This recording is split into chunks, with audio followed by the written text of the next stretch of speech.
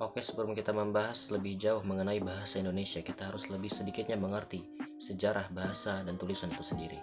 Menurut Noam Chomsky, seorang ahli linguistik dan bahasa dari Amerika Serikat, beliau mengatakan kalau bahasa itu sudah ada sejak sekitar 60 sampai 100 ribu tahun sebelum Masehi. Sebelum itu, manusia hanya bisa berkomunikasi dengan terbatas. Mereka hanya bisa berkomunikasi dengan cara mengeluarkan suara yang abstrak dan menirukan gestur tubuh dari hal-hal yang mereka maksud. Lalu kemudian otak mereka pun berevolusi. Manusia mampu memikirkan sesuatu yang lebih sederhana dan lebih kompleks. Mereka bisa memikirkan hal-hal yang lebih mudah dan bisa menamai benda-benda di sekitarnya. Mereka mulai bisa menamai mulai dari makanan, kondisi bahaya, atau bahkan makhluk hidup di sekitarnya dari apa yang mereka dengar. Lalu kemudian manusia pun mulai memahami dua benda dalam satu konstruksi, di mana misalkan ini pohon, ini mangga. Ini pohon, ini mangga. Dua kata yang berbeda disatukan menjadi satu konstruksi menjadi pohon mangga. Nah, kombinasi-kombinasi inilah yang nantinya akan membentuk bahasa. Sebelumnya penelitian tentang bahasa itu sudah ada sejak zaman Mesir kuno, di mana seorang Firaun bernama Psamsek I dia melakukan penelitian dengan menggunakan dua orang bayi yang dipisahkan dalam kandang yang berbeda. Jadi bayinya itu dikandangin dalam keadaan terpisah. Tujuannya dia ingin tahu bahasa apa yang pertama kali dilontarkan oleh seorang bayi tanpa diajari. Maka 2 tahun kemudian kedua bayi ini mengucapkan satu kata yang sama, yaitu bekos. Bekos. Ya, bekos. Bekos itu artinya roti dalam bahasa Frigian. Lalu kemudian Firaun ini pun mulai menyimpulkan kalau bahasa Frigian adalah bahasa pertama di dunia karena bisa dilafalkan oleh seorang bayi tanpa harus diajari. Lalu untuk pertanyaan mengapa bahasa itu berbeda di setiap negara, ya mungkin karena salah satu faktornya adalah isolasi kebudayaan, di mana para nenek moyang bermigrasi ke seluruh dunia untuk mencari sumber makanan. Akhirnya mereka pun terpisah di tempat-tempat yang berbeda, dan akhirnya mereka menciptakan bahasa yang baru, yang disesuaikan dengan makanan, kondisi lingkungan, dan makhluk-makhluk di sekitarnya. Kemudian, faktor jarak juga mempengaruhi bahasa. Biasanya, negara-negara yang berdekatan itu mempunyai beberapa kosakata dalam bahasanya yang mirip-mirip dengan negara di sekitar dia. Negara Jepang dengan negara Korea dengan negara Cina itu mempunyai beberapa bahasa yang mirip dari setiap katanya. Berbeda dengan negara di barat dan negara di timur, pasti mereka mempunyai dua bahasa yang jauh berbeda yang tidak ada hubungannya sama sekali. Perkembangan aksara di dunia itu sudah ada sejak zaman Mesir kuno, di mana orang-orang mulai berkomunikasi dengan simbol-simbol yang disebut tulisan heliogrif. Namun sayangnya bahasa ini hanya digunakan oleh para penguasa negara dan memakan waktu yang sangat lama untuk menulisnya. Lalu kemudian sampai akhirnya Mesir menemukan media yang lebih mudah untuk menulis, yaitu sebuah kain dari serabut tanaman dan kulit hewan yang mereka sebut sebagai paperia. Nah, paperia inilah yang digunakan oleh para penulis untuk menulis tulisan heliogrif. Semakin sering ditulis, maka heliogrif pun semakin sederhana bentuknya, sampai akhirnya dia menemukan bentuk yang paling sederhana untuk ditulis. Jadi kayak gini. Nah, lalu kemudian berabad-abad setelahnya, bahasa Mesir kuno ini dikembangkan oleh orang-orang proto-Saitanik. Sainatik. Sampai akhirnya jatuh ke tangan bangsa Venesia. Nah, di Venesia ada perkembangan yang lebih signifikan, di mana bahasa heliogrif mulai menemukan simbol-simbol yang lebih sederhana. Mereka sebut ini sebagai alfabet Venesia. Nah, berhubung bangsa Venesia adalah bangsa pedagang, maka otomatis mereka suka berkeliling dunia. Karena mereka sering berkeliling dunia, maka simbol-simbol mereka ini sering diperlihatkan di mana-mana, sampai akhirnya sampai ke Yunani. Nah, di Yunani, orang Yunani itu terkenal sekali akan rasa penasaran dan ingin tahunya. Maka akhirnya mereka mengembangkan simbol-simbol dari Venesia ini. Dan akhirnya jadilah alfabet Yunani. Nah, alfabet Yunani inilah yang nantinya akan dikembangkan oleh bangsa Romawi menjadi alfabet yang kita kenal sampai saat ini, yaitu alfabet Latin. Terus apa hubungannya dengan bahasa Indonesia? Singkatnya, penggunaan alfabet di bahasa Indonesia itu berakar dari pemerintahan Romawi yang ada di Eropa, yang waktu itu mereka berusaha sekali untuk bisa menguasai dunia. Tapi karena sepertiga dunia sudah dikuasai oleh Turki Utsmani saat itu, makanya mereka hanya bisa menguasai wilayah-wilayah di sekitar Eropa saja. Berabad-abad kemudian, bangsa Belanda mulai menyerap dan mengadopsi sisa-sisa dari peradaban Romawi.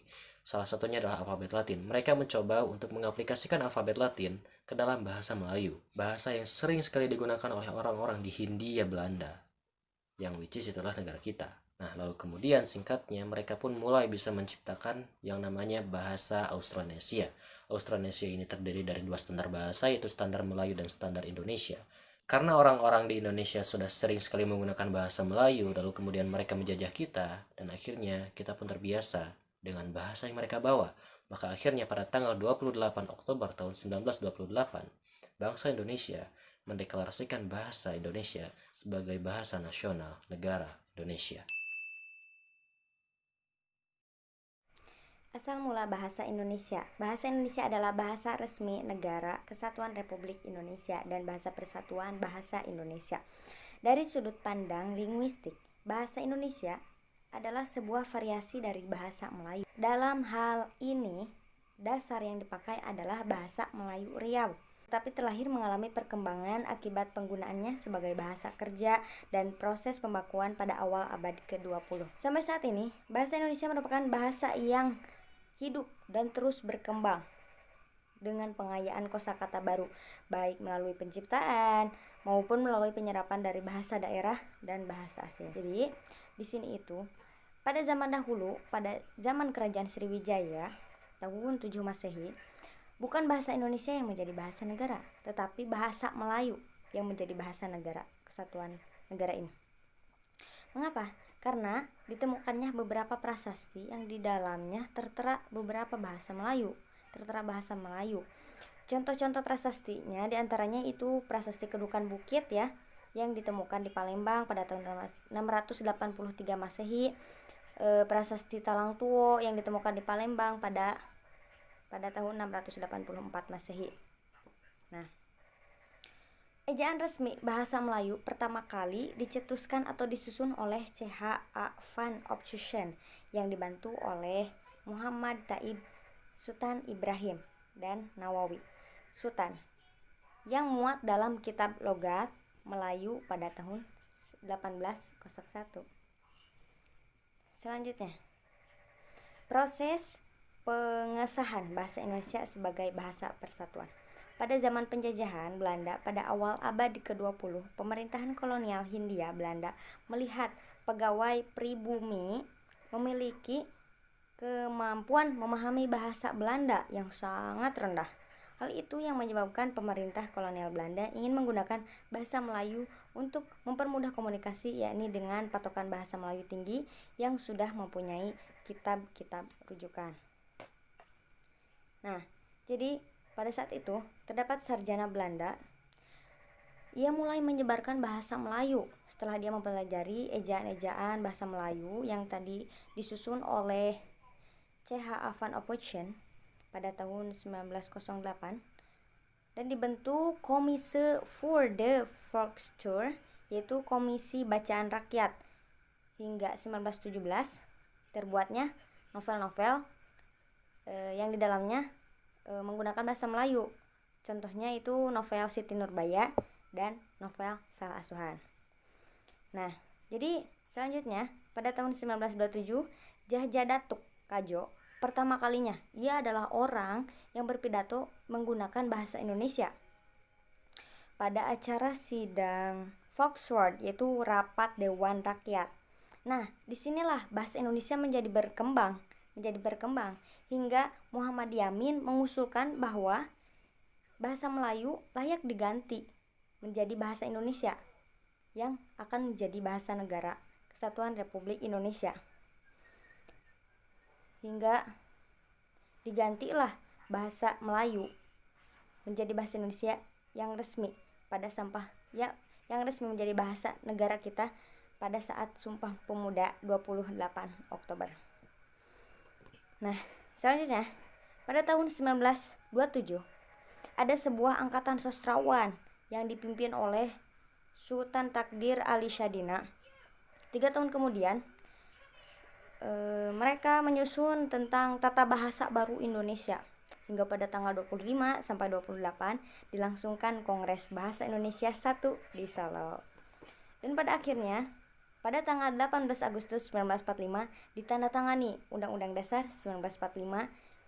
Pada bab 15 pasal 36 ditetapkan bahwa secara sah Indonesia adalah bahasa Negara Kesatuan Republik Indonesia. Perkembangan ejaan bahasa Indonesia sampai saat ini. Ejaan merupakan keseluruhan aturan atau tata cara untuk menulis suatu bahasa, baik yang menyangkut lambang bunyi, penulisan kata, penulisan kalimat, maupun penggunaan tanda baca. Ejaan bahasa Indonesia mengalami beberapa kali perubahan. Perubahan-perubahan yang terjadi mempunyai tujuan untuk penyempurnaan. Setelah diresmikan bahasa Melayu oleh Van Huygens, yang kemudian berkembang menjadi bahasa Indonesia hingga ditetapkan menjadi bahasa persatuan.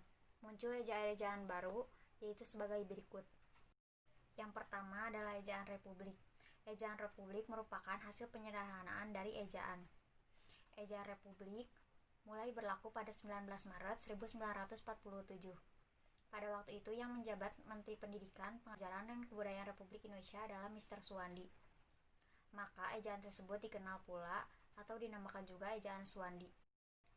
Beberapa perbedaan yang tampak dalam buku ejaan republik dengan ejaan Van Huygens dapat diperhatikan dalam uraian.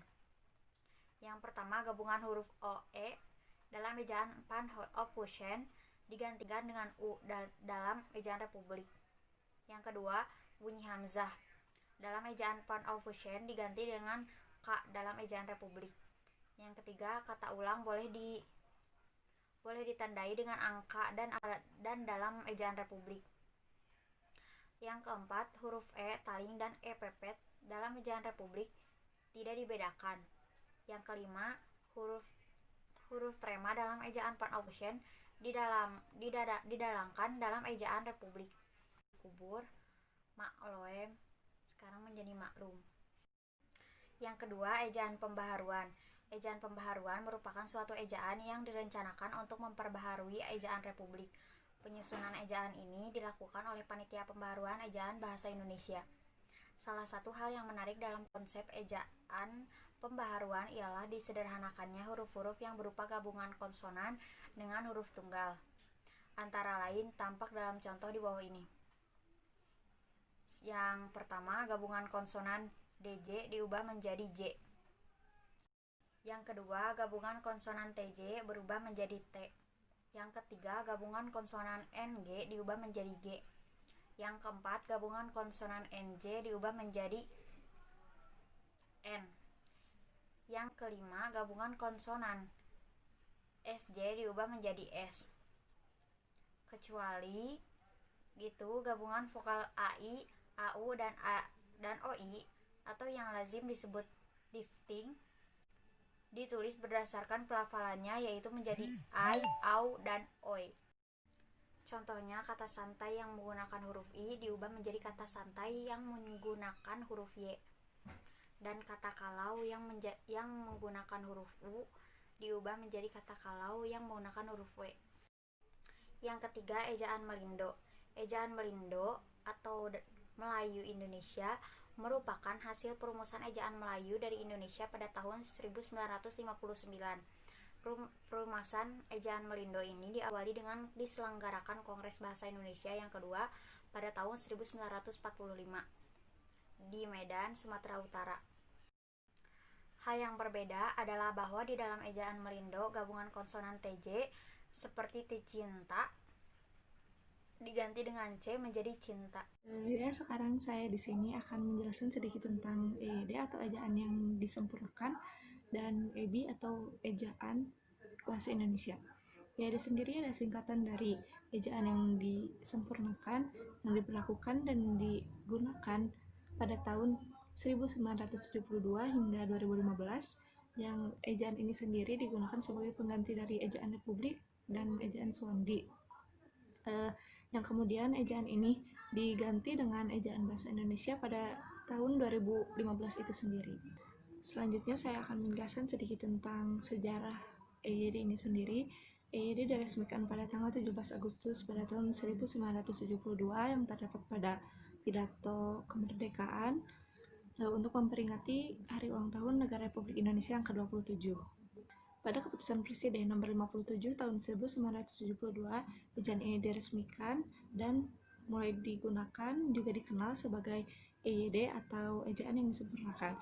EYD ini sendiri adalah hasil kerja dari Panitia Ejaan Bahasa Indonesia yang dibentuk pada tahun 1966. EYD ini sendiri adalah bentuk penyederhanaan yang disempurnakan dari ejaan Republik dan ejaan Swandi yang mulai digunakan sejak Maret pada tahun 1947. Di sini bisa kita lihat sendiri ada beberapa perubahan huruf dalam EYD ini, seperti yang pertama ada ejaan lama dan yang sudah diresmikan oleh EYD. Yang kedua ada huruf V, V dan Z yang merupakan serapan dari bahasa asing yang telah diresmikan. Yang ketiga ada huruf Q dan X yang lazim digunakan dalam bidang ilmu pengetahuan. Selanjutnya ada penulisan imbuhan di sebagai awalan, dan yang terakhir ada kata ulang yang ditulis dengan mengulang-ulang unsurnya. Baik, saya akan mencoba menjelaskan satu persatunya. Di antaranya yang pertama ada perubahan huruf. Yang pertama kata jika. Jika dalam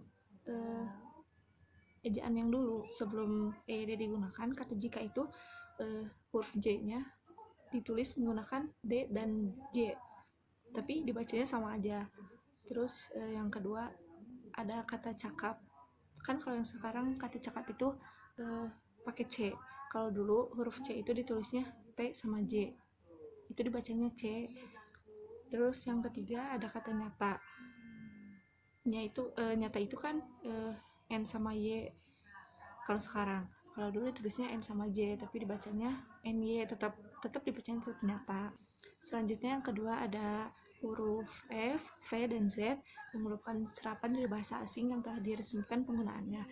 Seperti contohnya hilaf, itu kan kalau nggak salah kata itu serapan di bahasa Arab, sama kayak zakat, sama kayak hazanah gitu.